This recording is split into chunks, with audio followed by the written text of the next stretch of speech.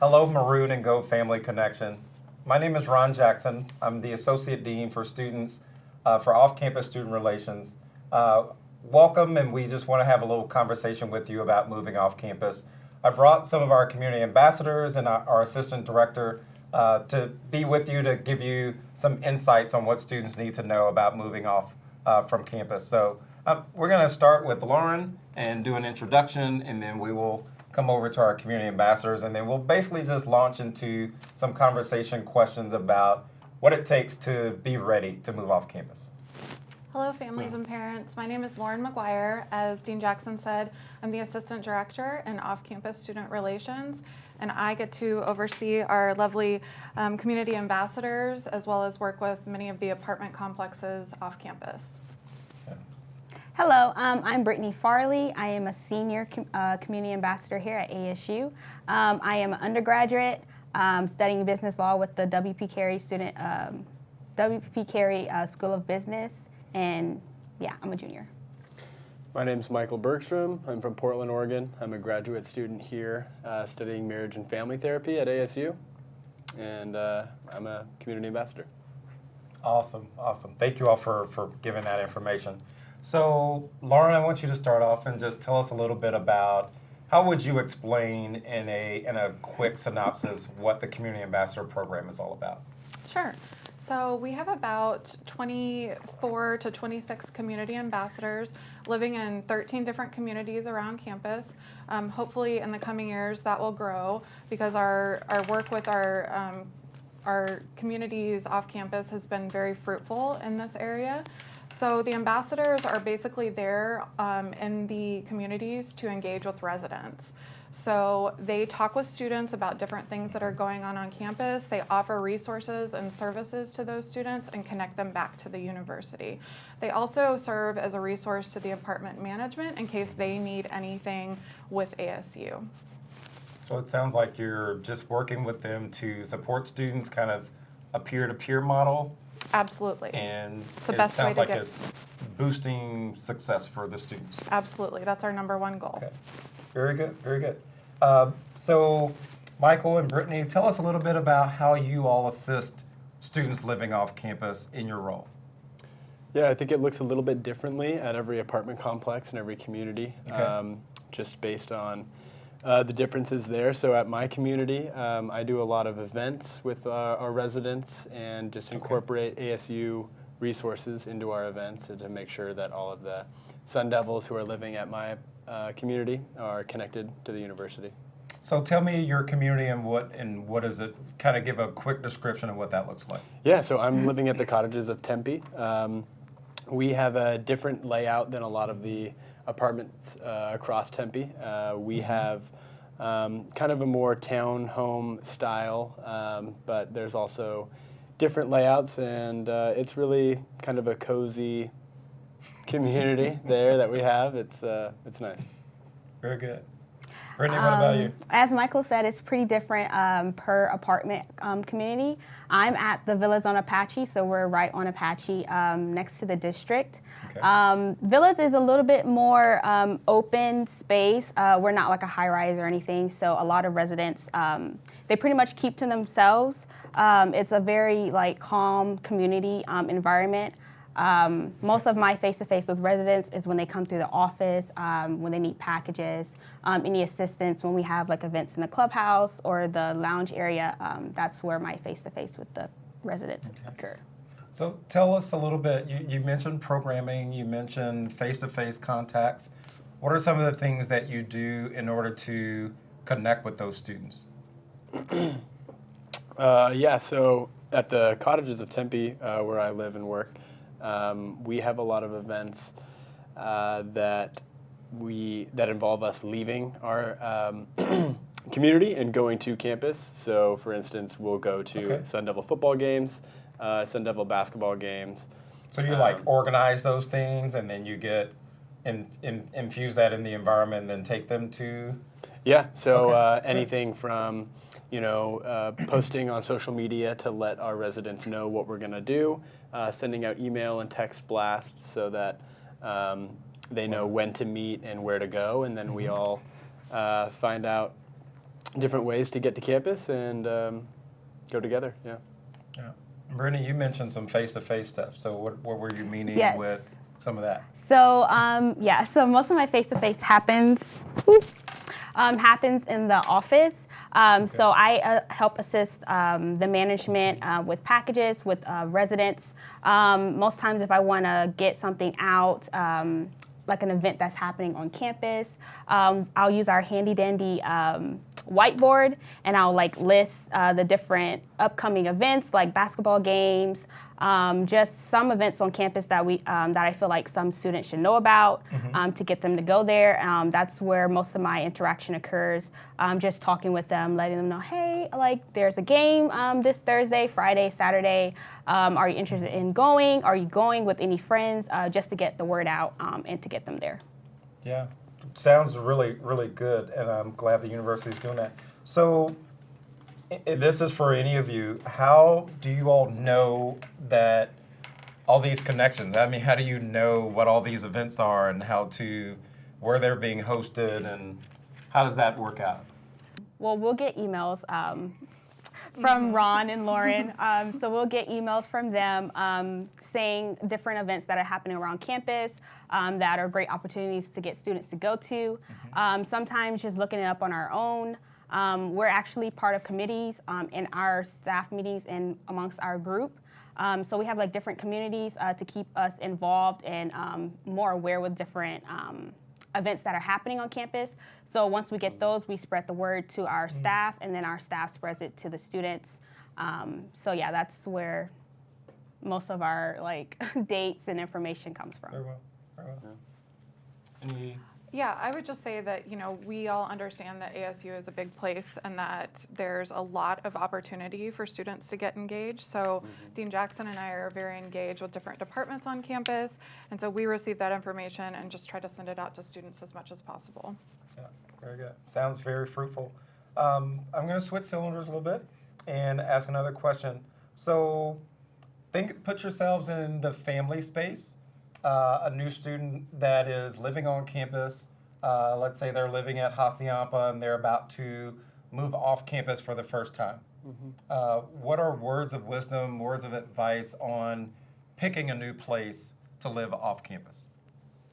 Research, right? Right. I think the most important thing is making an educated decision about where you're going. It's important to consider everything from how close it is to campus, what the cost of rent, utilities are going to be, but also, logistical aspects like, is there what's parking going to cost, and is there laundry in their unit, or do they have to go elsewhere for that, and things that are kind of taken care of for you in the dorms. You've got to consider how you're going to meet those needs when you're moving out of the dorms. Yeah. So it sounds like a whole different life. There's the dorm life, and then when you move off campus, you're a little bit more on your own. Yeah. So you have to think about those things. Absolutely.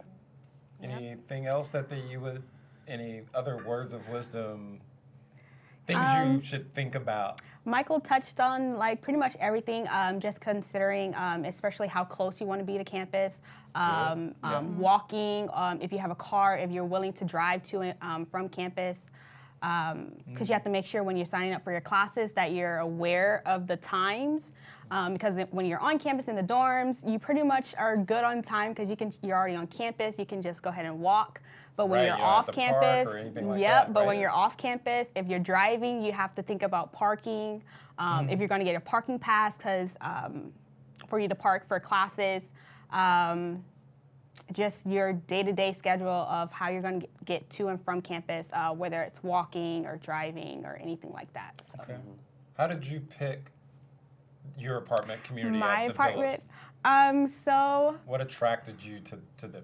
So I wasn't looking for a high-rise. I was looking for more of an apartment setting, like a very comfortable space. Okay. Very affordable. Price was good? Price was at the top of my list. I wasn't trying to, since it was my first year moving off, I wasn't trying to spend too much a month. So Villas was they were in my price range. So that's how I narrowed it down and lived there.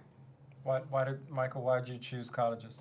Well, the Cottages has I would say, an outstanding reputation for having a sense of community. Okay. Just the overall vibe of the apartment complex, the staff, the residents, is very warm and embracing. But also, it was further away from campus, so the costs were cheaper.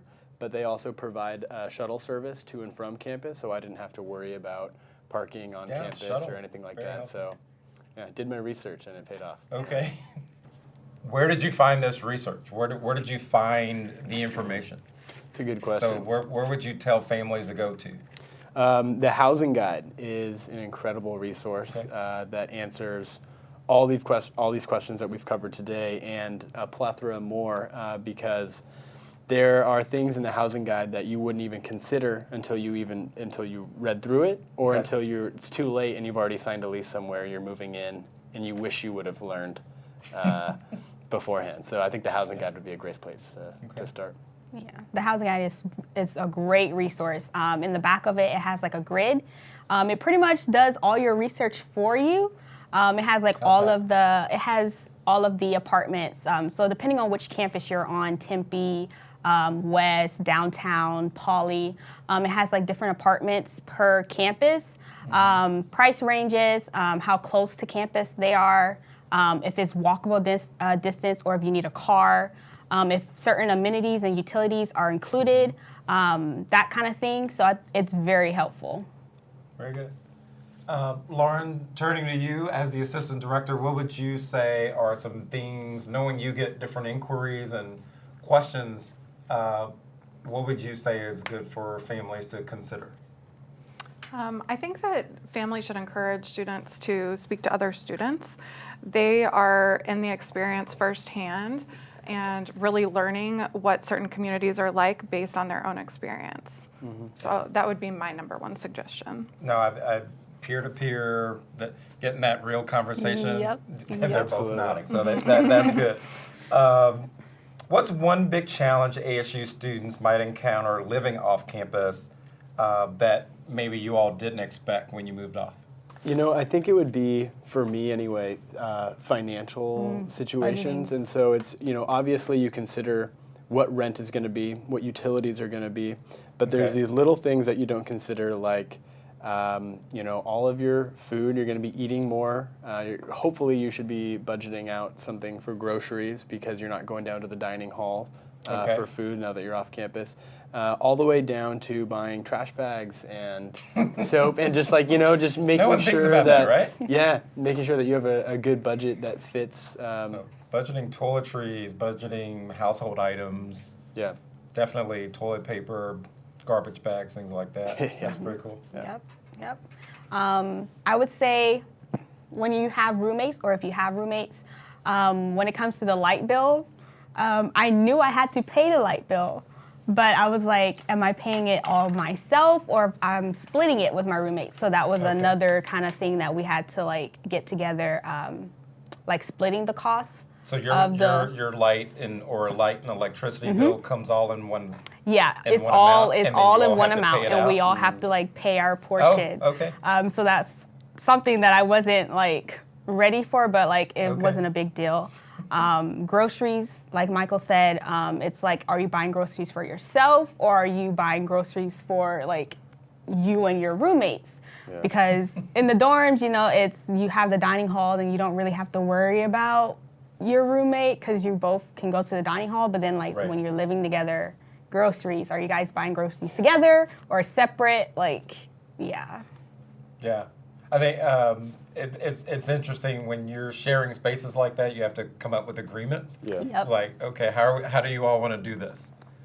So kind of like a roommate agreement. Yep. Mm-hmm. You all have those conversations. Some sort of Yes. verbal or non-verbal contract. You need to have it stated somewhere that Okay. you can't touch my food, Yeah. or I can't come in my room at this time, or whatever. So just establishing some boundaries Yeah.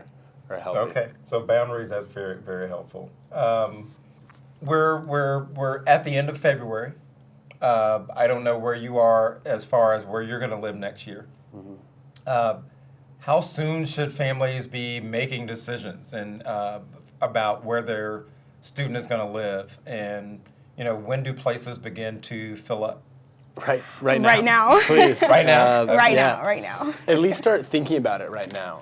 Okay. Because you should, families should open up this conversation with their Sun Devil and talk about what the student wants out of their living arrangement for the next few years, but also, what the family can provide financially for them, and just opening it up to where it's a dialogue and everyone has a say, and just thinking about it right now, because they'll start filling up as time goes on, and if you don't have a place by the time school's done in May, you could be in trouble. Yeah. So Tempe begins to really fill up by Yes. May, Yeah. and then probably the closest ones are the ones that fill up first, and then it Yep. kind of filters Further. out. Yeah. So have you all already made your decisions on where you're going to live? Yes, I'm still staying at my Okay. current apartment villas. Already renewed my lease, so I don't have to do too much moving. I'm just good where I am. Less Okay. stress. Less stress, yes. Yeah. And the adult life is setting in for me, so into a house, out of the apartments and into a house for me. Okay, our grad student. Yes. Anything else that we want to make sure that we share with families that would be helpful for them to, just be successful when they move off campus? I would say definitely just still be there as a guide, because even though they still are you guys are making this decision together for them to move off campus, still be a Right. guide for them, because it's still kind of new. So they still may need a couple reminders like, oh, rent's due or your lights due, like do you have groceries, that kind of thing. Since it's new, you still need to be a guide for them, at least for the first couple of months. Okay. So yeah.